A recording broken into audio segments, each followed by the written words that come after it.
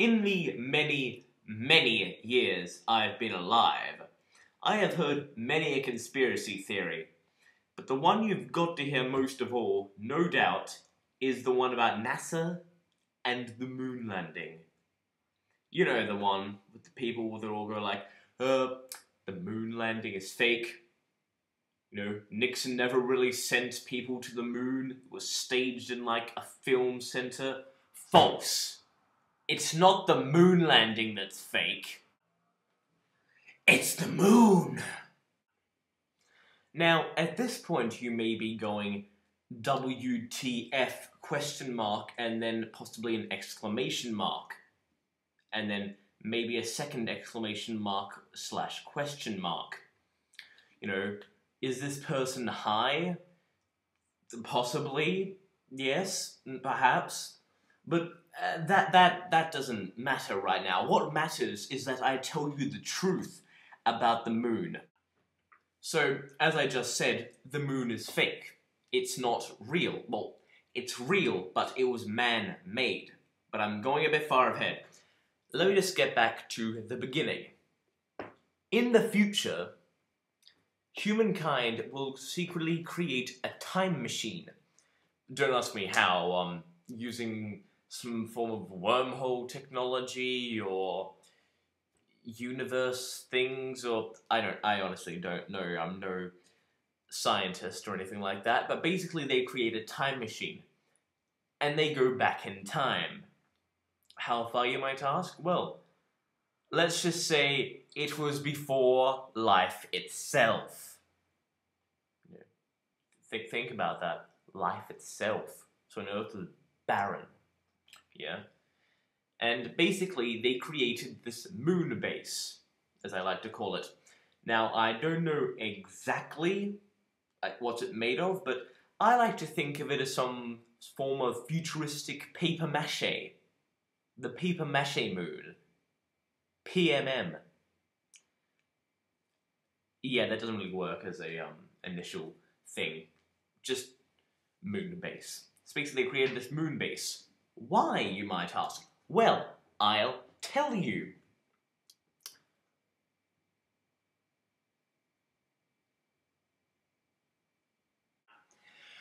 Because, well, there's two reasons, actually. Reason number one, they wanted to monitor us, you know, make sure everything goes according to plan, as they say.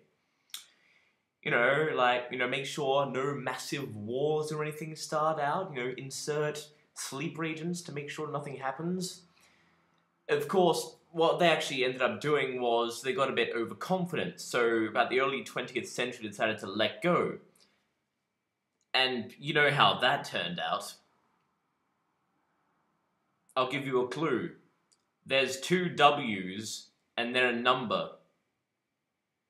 Then there's another two W's and a second number. If you still don't get what I'm saying, stop watching this and go to school. So basically what will end up happening is that they will end up monitoring until it's the time when they have to create the time machine, in which, and here's the big thing, they don't actually create the time machine. They give the Earth the time machine. So in other words, no one creates the time machine. It's just one endless loop. Earth gets the time machine from the moon base, then goes back in time to create the moon base. Then the moon base catches up and gives the time machine to the place. Loop. So anyway, that's reason number one. Here is reason number duo. So, you're gonna love this. They create life. Yeah, so they brought DNA from the future of every single species, extinct and not, so humans, dinosaurs, every sort of animal, ever. They brought it back to then make sure that these animals and mammals and everything become alive.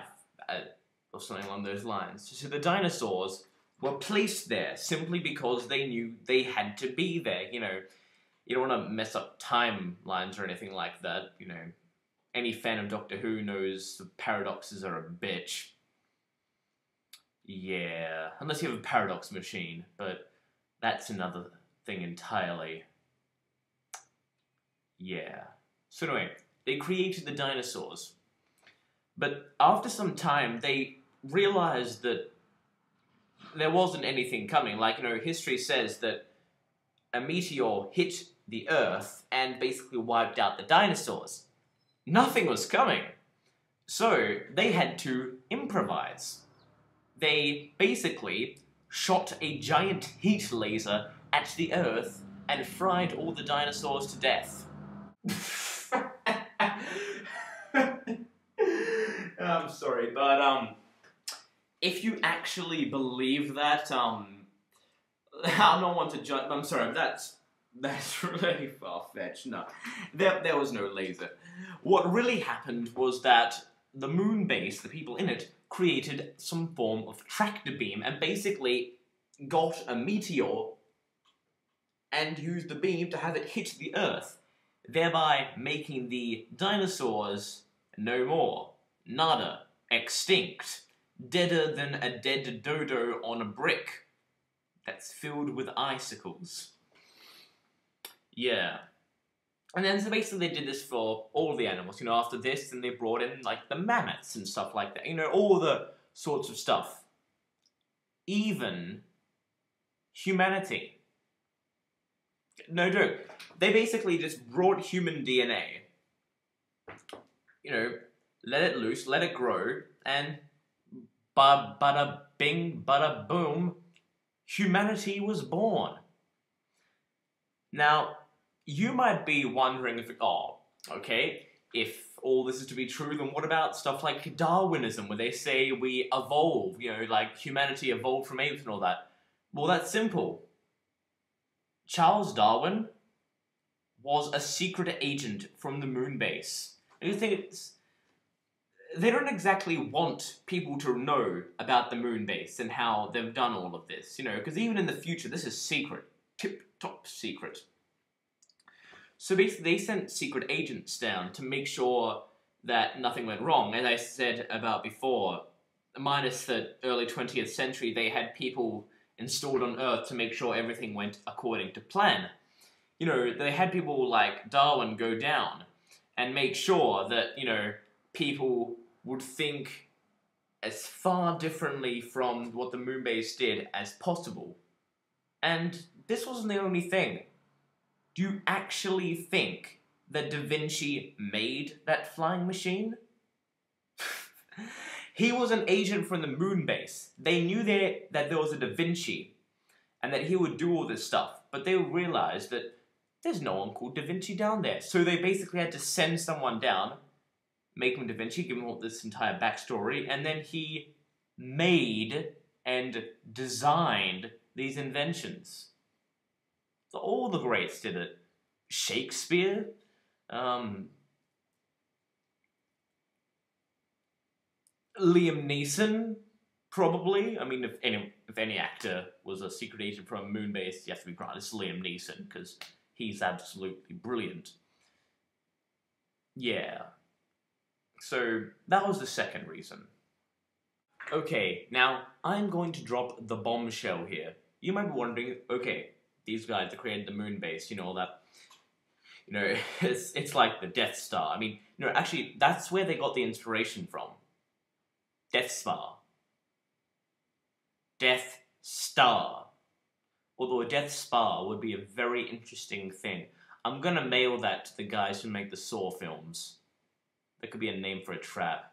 But that's something else entirely. Anyway. So yeah, they got inspiration from the Death Star, but I'm going off track. These guys had a simple name, the people who created the moon base. And they were known as the National American Soviet Alliance. Do you know what that stands for? NASA. Yeah, bombshell. And don't tell me that it really stands for something, something, space, something, because it doesn't. That's just what they want you to believe, you know, the people.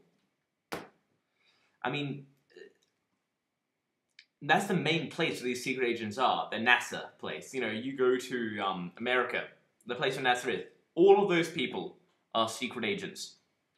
Every single darn dignity blasted one of them is a secret agent from the moon base, sent by NASA, an American and Soviet alliance. I mean, you have to admit, they work pretty well together. I mean, they have all these conflicting stuff, but it's almost sort of like a rivalry, so they're pretty awesome together. So yeah, American-Soviet alliance. Now, you might be wondering, how does someone like me know that? I mean, I'm only a teenager. Well, I'll tell you. You know what? Actually, I won't. It's my little secret. You want to find out? Like this video, and I'll tell you how I found out about this ancient and futuristic conspiracy that goes for thousands, no, billions of years. And I'll say this, when it comes to this whole NASA stuff, don't even get me started on religion. Because, you know, I'm not even going to get started on that. That's just a big cover-up thing. So anyway, I hope that you are now further enlightened by this new discovery. And I'm not very good at closing comments for videos, so I'm just going to say this. It's not the moon landing that's fake. It's the moon!